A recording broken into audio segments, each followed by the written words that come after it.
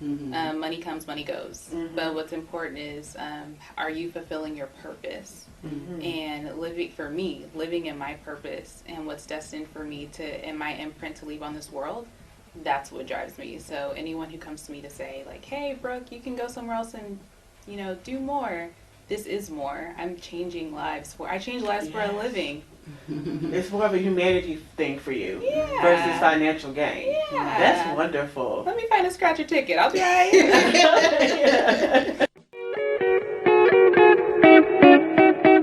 Awesome. Hi there. My name is Brooke Malone, and I am the Director of Development here at Housing for New Hope. Housing for New Hope is an organization that provides housing and hope to our neighbors here in Durham by way of multiple programs. A few of them are our Rapid Rehousing Program, Street Outreach, Workforce and Affordable Housing, and through that we're able to work with folks who have experienced homelessness either chronically or are just experiencing, they're new to not having a shelter or a home to go to. And our caseworkers, our program managers work with them to provide wraparound services, including employment supports, obviously finding them a place to go that is permanent, that they can call home, that is outside of the shelter. Do you work with other organizations when it comes to employment and homelessness to provide help for your clients? Yes, we do. So the way we actually receive clients, one of our programs, the way we receive clients is through a local shelter with multiple organizations. One of them is UMD, Urban Ministries of Durham. We also partner with Families Moving Forward. And a local shelter here. So one of the programs that we have, the way that we intake clients is through the shelter. So again, when someone is experiencing homelessness, they go to the shelter and our team works to provide them with a permanent, stable house so they can have somewhere to go that is consistent and live a life that's well for them. So there's like so many people that are affected by homelessness. How do you so what is the process exactly to get them into a home? Is it a long process or? It varies. I mean, sometimes our team can get someone in a house as soon as a week. They can, they can get them as, we have the relationships in the community. We're actually looking for more landlords. So if you know any landlords, let us know. And this is an initiative in partnership with the city and county of Durham to find more places for folks to go. So there's multiple ways that folks can get into homes. Again, one of them is going directly through the shelter, or for some of our affordable housing units, they can folks can call us directly, and we can get them into a home if they are at 50% of AMI or lower. 50% of? Thank you, sorry. Area median income. Okay. Sorry, acronyms. It's okay. Acronyms. So I really like this program, especially because I myself have gone through homelessness. Okay. And it felt horrible not knowing what you're going to do, how you're going to work, where you're going to live, because nobody wants to be homeless. Well, very little people want to be homeless. Yeah, nobody even wants to be in a shelter. Yeah. So what's one of the things that you do to help encourage your clients to keep pushing forward?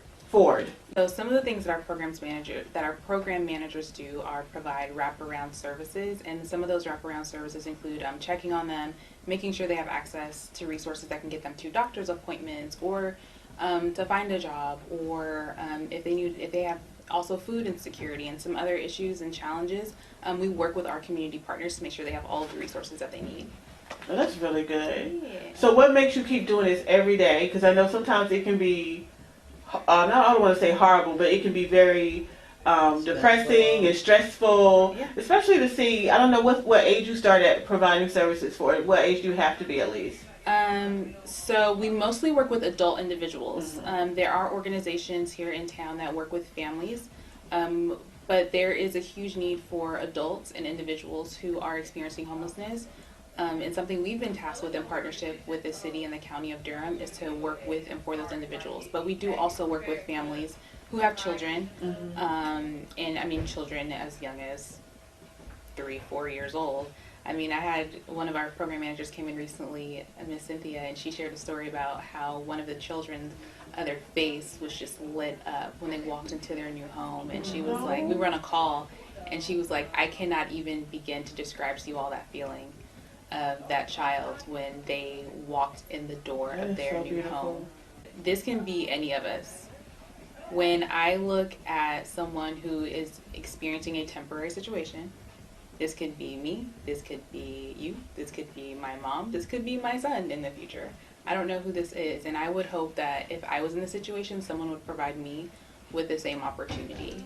And I think it's up to us as people, just on a human kindness level, to provide support when we can and to take care of each other, because no one got where they are on their own. I don't care who you are. Right. Everyone needs help at some point. So for me to be able to do this every single day for work, it's not about me. I mean, it's really about the community. So it's exciting.